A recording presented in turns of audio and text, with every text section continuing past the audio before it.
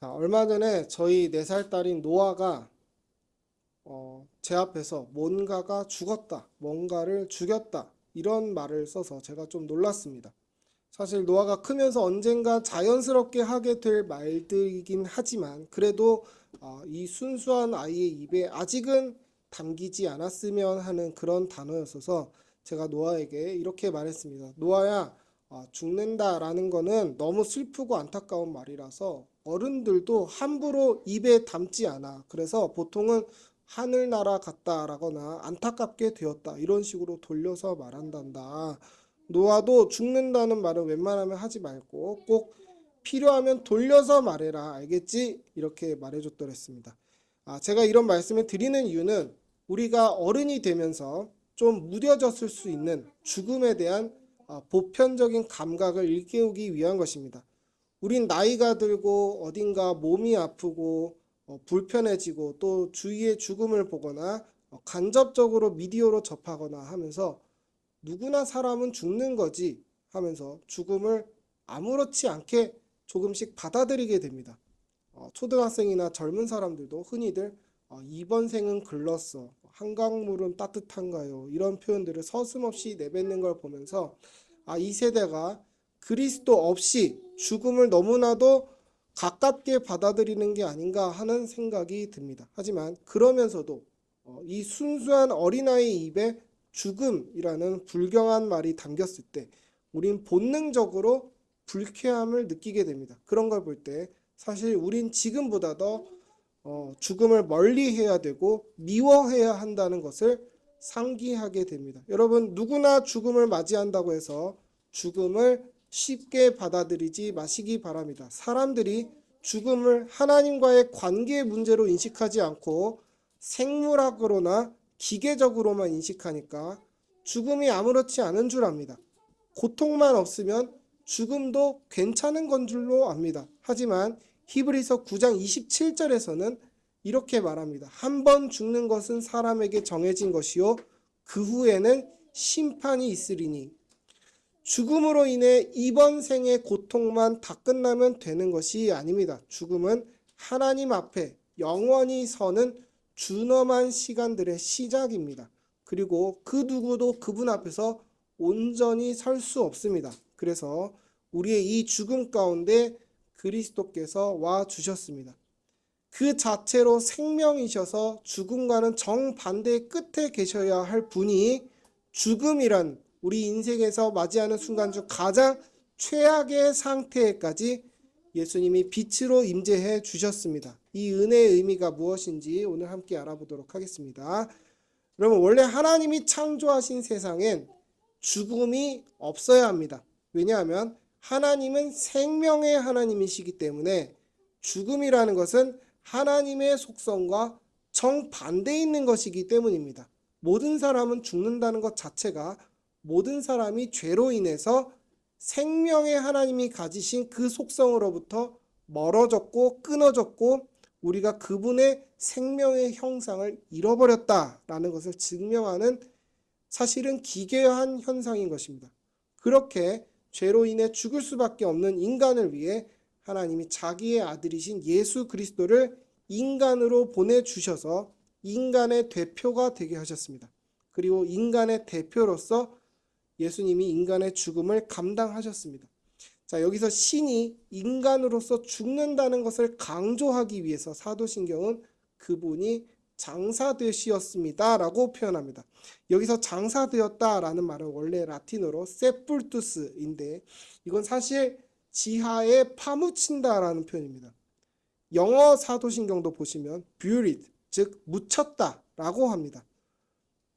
오늘 우리가 읽은 본문인 로마서 6장 4절에 장사되었다라는 말도 헬라어로 에타페이, 즉 파묻힌다입니다. 예수님이 이런 식으로 땅에 파묻히시는 이유는 사실 나를 위함입니다. 로마서 6장 4절에 보시면 그분이 우리와 함께 땅에 묻힌다라고 하는데 그 차가운 땅에 내 몸 하나 들어가는 그 자리에 그리스도께서 나와 함께 누워주시겠다라고 하는 겁니다.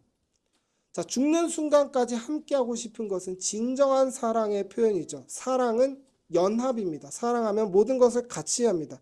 예수님은 그분의 죽음에 우리의 죽음을 연합시키셔서 원래 우리의 죽음이 가지는 허무한 의미를 영원한 생명으로 뒤집어 주십니다. 원래 모든 사람이 걸린 죽음의 저주는 사람이 흙에서 흙으로 돌아간다는 것입니다. 자, 흙이라는 단어의 원어인 아파르는 흙이 아니라 사실 먼지에 가깝습니다.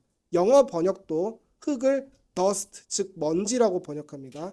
자, 먼지는 어떤 것이 썩고 썩어서 더 이상 썩을 것이 없는 상태입니다. 분해되고 분해된 상태입니다. 자, 썩는 것은 죽음의 상징이죠. 근데 여러분, 우리가 예수님과의 죽음에 연합하면 우리는 먼지가 되지 않습니다. 흙으로 시작했지만 흙으로 돌아가지 않습니다. 고린도전서 15장 41절을 보시면은 죽은 자의 부활도 그와 같으니 썩을 것으로 심고 썩지 아니할 것으로 다시 살아나는 것이라고 했습니다. 우리가 사도신경의 마지막 부분에서도 뭐라고 고백합니까? 죄를 사하여 주시는 것과 무엇을 믿습니까? 몸이 다시 사는 것을 믿는다고 고백합니다. 여기서 다시 살 때 그 몸은 우리가 아는 지금 이 몸이 아닙니다. 이 몸을 초월하는 어떤 상태, 썩지 않는 몸으로 우리는 부활합니다. 그 몸으로 영원히 사는 것입니다. 자, 이것이 어떻게 가능합니까? 예수님이 나의 무덤에 찾아와 주셔서 나와 함께 묻히셔서 죽으셔서 나와 연합하심으로 그분의 죽음, 예수님이 죽은 이후의 그 모습, 영원히 사는 그 모습 또한 우리와 연합되고 동기화되고 일치됨으로써 가능해집니다. 여러분, 우리가 오늘 읽은 로마서 6장 5절도 그 얘기를 하고 있죠. 예수님의 죽음의 모양과 연합되면 예수님의 부활의 모양과도 연합된다라고 하고 있습니다. 여러분, 예수님을 나의 무덤으로 초청하시는 분은 복된 사람인 줄로 믿으시기를 축복합니다. 본질적으로 생명이신 하나님께서 자기의 아들을 죽음에서 생명으로 뒤집으신 것처럼 그분과 연합된 우리도 살리실 줄로 믿으시길 바랍니다. 여기 계신 모든 분들은 한 분도 빠짐없이 이 예수 그리스도 안에서 먼지가 되는 것이 아니라 썩지 않는 것으로 영원히 사시는 분들이 되시기를 주님의 이름으로 축원합니다. 자, 그러면 오늘 말씀은 죽음에 대한 이야기니까 지금은 필요 없는 말씀이지 않습니까? 장차에 내가 딱 죽을 것 같을 때 그때 필요한 이야기지 않습니까? 할 수 있지만 일단 사람은 그 누구도 자기 차례가 언제일지 장담할 수 없습니다. 그리고 꼭 그 상황이 아니더라도 우리에겐 항상 이 메시지가 필요하다는 얘기를 오늘 교리본 43문과 44문을 들어서 얘기하고 설교를 마치도록 하겠습니다. 여러분, 우리 생각과 상관없이 성경이 말하는 인생의 가장 큰 최악의 상황은 죽음입니다. 그런데 예수님이 나의 죽음이라는 최악의 상황에까지 함께 하신다면 그보다 덜 최악인 상황에까지 함께 하시는 것은 어려운 일이 아니겠죠. 오늘 교리문도 그저 우리의 죽음의 문제만 이야기하지 않습니다. 죽음이라는 말 속에 나의 육체의 악한 욕심들, 그리고 나의 죄, 더불어 나의 모든 고통과 두려움들을 다 포함시키고 있습니다. 제가 예전에 한 달 동안 인도에서 생활을 하고 한국으로 돌아가려고 이제 델리 공항에서 비행기를 기다리고 있을 때 한 인도 할아버지가 말을 걸었습니다. 인도에서 뭐 하고 놀았냐, 뭐 먹었냐, 어디 갔었냐 해서 물어봐서 제가 어딜 갔고 뭘 먹었고 뭐 하고 놀았습니다 하니까 그 인도 할아버지가 말씀하시고 그럼 됐다 하면서 더 덧붙이는 말씀이 너가 인도에서 이 경험이 얼마나 중요한지 아냐. 너가 인도에서 인도 음식을 먹을 수 있으면 세상에서 네가 못 먹을 음식은 없는 것이다. 네가 그리고 인도에서 살아남았으면 네가 모든 곳에서 다 살아남을 수 있다. 너 인도에서 운전해봤냐? 이랬는데 제가 운전은 해본 적이 없었습니다. 하니까 네가 만약에 인도에서 운전을 해볼 수 있었다면 넌 세상 어느 곳에서든 운전을 할 수 있다. 라고 했습니다. 자, 이게 무슨 말입니까? 제가 툭 까놓고 솔직히 말하자면 인도 음식과 인도 교통이 세계 최악이라는 뜻입니다.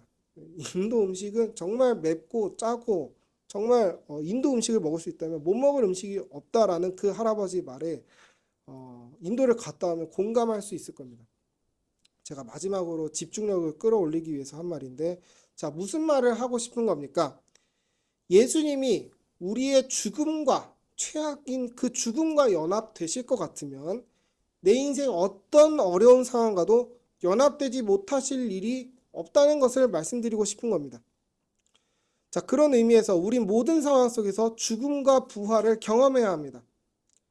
우리의 마지막, 인생의 마지막 끝에서만 경험할 것이 아닙니다. 내 인생 모든 곳에서 경험해야 됩니다. 내 과거의 부끄러움 가운데서도 예수님이 함께 하시면 나는 부활합니다.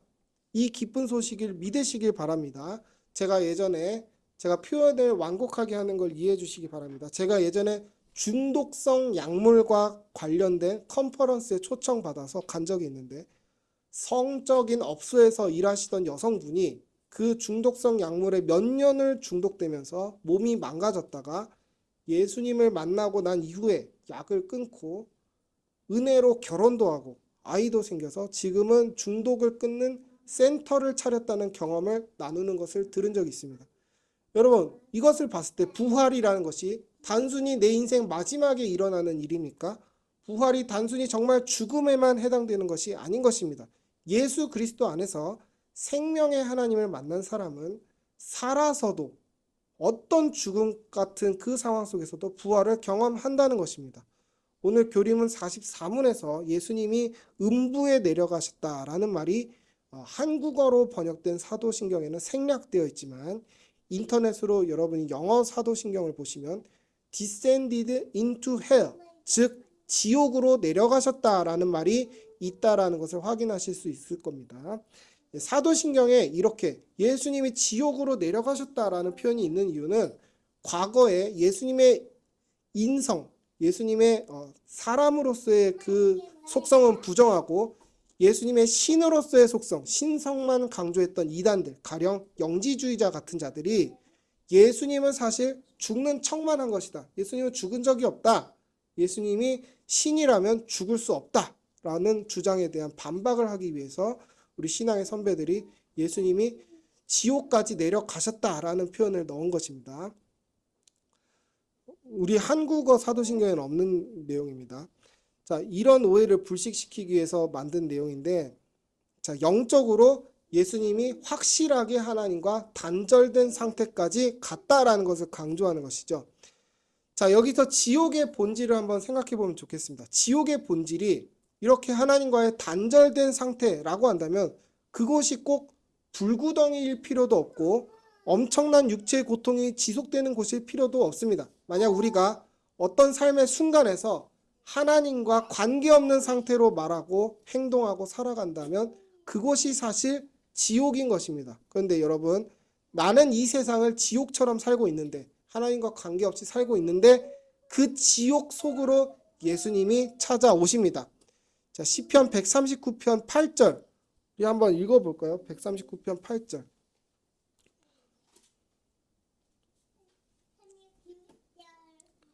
시편 139편 8절 말씀 우리 함께 읽어보면 좋겠습니다.